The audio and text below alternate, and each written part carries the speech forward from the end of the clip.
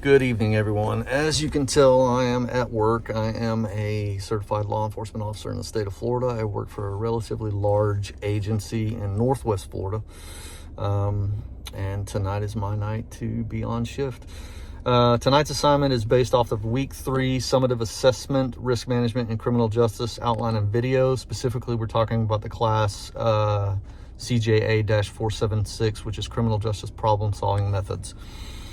We are in the process of doing our 4 to 5 minute risk management video. And first and foremost, we're going to summarize the 5 scientific methods. So the 5 scientific methods in risk management are: identify the risk. We're going to consider the sources of the risk, the consequences of the risk, and the likelihood that these consequences may or may not occur. Next, we're going to analyze the risk. We're going to analyze the risk. We're going to quantify the level of risk in the events identified. Is what I'm going to do as a police officer in the execution of my job going to hurt, harm, or otherwise make the situation worse? If it is, I need to think long and hard about actually doing the thing that I'm planning on doing, whether it's taking somebody into custody or making an arrest or chasing somebody through a neighborhood. I have to be able to analyze the risk to myself and to the general population.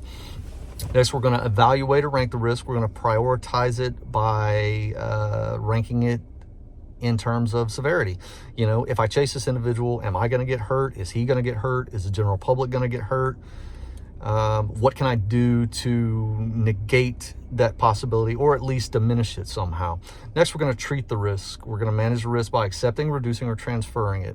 If I'm responding to an active shooter situation, I don't have much opportunity to reduce or transfer that risk. I'm going to have to accept it. I'm going to have to run towards the sound of the gunfire, and I'm going to have to do my job in an effective manner, while at the same time engaging that individual and providing aid to anyone who may be wounded. So we're going to have to just jump right in there. And lastly, we're going to monitor and review the risk. So that's going to be an ongoing thing. It's going to, the last step of that process is always going to be, you're always going to use that, no matter what you're doing. Okay. So next we're gonna explain the 2 steps of the scientific method, which can be we can talk about that in 2 forms. It's going to be deductive reasoning and inductive reasoning. So in deductive reasoning just refers to rational thinking, which involves, you come up with an idea, you examine the evidence and the outcomes, and then you settle on a specific reasonable conclusion.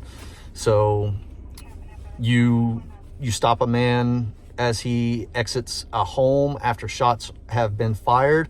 He has a gun in his hand and he has blood on his clothing. We can use deductive reasoning to believe that individual may have just been involved in a shooting of some sort. And on the other case, inductive reasoning just applies to making generalizations from particular observations. We get a call for shots fired in a known narcotics area, in a high crime area, and we see individuals running down the street.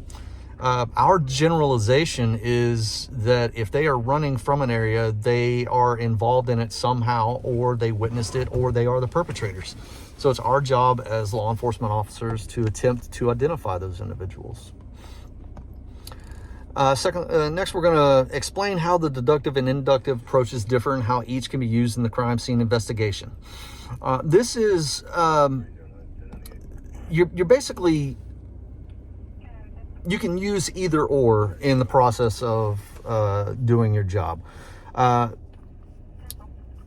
biggest one that you're going to use, though, is probably going to be inductive reasoning, just because for the sake of argument, let's just say you're talking to somebody who you believe to be a suspect. What they're going to do as a suspect, it is their job to try to get out of being in trouble, and it is your job to try to prove that they did it. So oftentimes you're not going to have a blueprint of what happened. You're going to have to use your law enforcement capabilities, your techniques, your people skills, your talking points, and try to either get a confession or gain enough evidence to bring charges forth on that individual. In reference to deductive reasoning, it's simply could be, I saw him do it.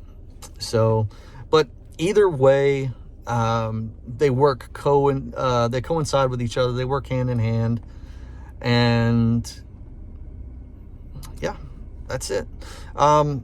If anybody has any questions on being a law enforcement officer, I'll be happy to answer them. Reach out to me, send me an email. I hope this video finds you all well, and I hope you enjoy your day. Thank you.